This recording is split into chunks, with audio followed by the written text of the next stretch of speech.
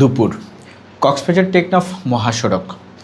যাত্রী ভর্তি একটি বাস, হঠাৎ রাস্তার ওপর ফেলে দেওয়া হয় পেরেক লাগানো গাছ।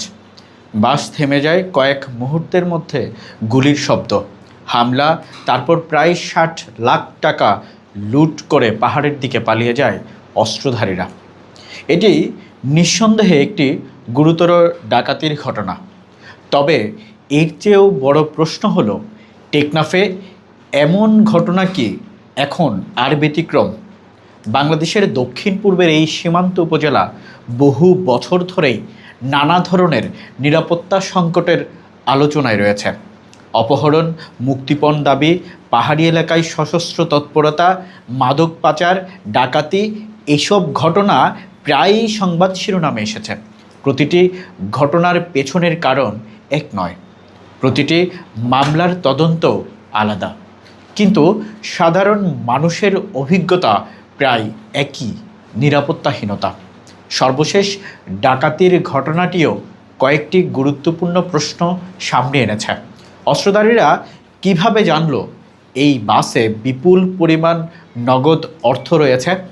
কেন এমন একটি গুরুত্বপূর্ণ সড়কে কয়েক মিনিট ধরে সশস্ত্র হামলা চালিয়ে পালিয়ে যাওয়ার সুযোগ তৈরি হলো? এই প্রশ্নগুলোর উত্তর তদন্তেই মিলবে। তবে এটাও সত্য, প্রতিবার কোনো বড় ঘটনা ঘটার পর যৌথ অভিযান, গ্রেফতারের ঘোষণা এবং কঠোর পদক্ষেপের আশ্বাস শোনা যায়, কিন্তু কিছুদিন পর আবারও নতুন কোনো অপহরণ, নতুন কোনো ডাকাতি বা নতুন কোনো সহিংসতার খবর আসে সামনে। এখানেই মূল প্রশ্ন: রাষ্ট্র কি শুধু ঘটনার পর প্রতিক্রিয়া দেখাচ্ছে, নাকি অপরাধের মূল কাঠামো ভাঙতে পারছে? টেকনাফ শুধু একটি সীমান্ত উপজেলা নয়, এটি পর্যটনের প্রবেশদ্বার, আন্তর্জাতিক সীমান্তের গুরুত্বপূর্ণ অংশ এবং জাতীয় নিরাপত্তার জন্য কৌশলগত এলাকা। সেখানে যদি সাধারণ মানুষ, ব্যবসায়ী কিংবা যাত্রীরা নিজেদের নিরাপদ মনে না করেন, তাহলে এর প্রভাব শুধু স্থানীয় পর্যায়েই সীমাবদ্ধ থাকে না। অপরাধ দমনে অভিযান প্রয়োজন, কিন্তু তার চেয়েও বেশি প্রয়োজন ধারাবাহিক তদন্ত, জবাবদিহি, গোয়েন্দা সক্ষমতা বৃদ্ধি এবং আইনের কার্যকর উপস্থিতি। কারণ শেষ পর্যন্ত মানুষের প্রত্যাশা খুবই সাধারণ।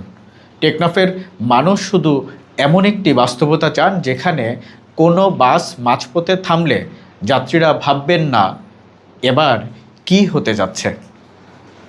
বেইনসাইট দেখুন এবং বেইনসাইটের সাথে থাকুন।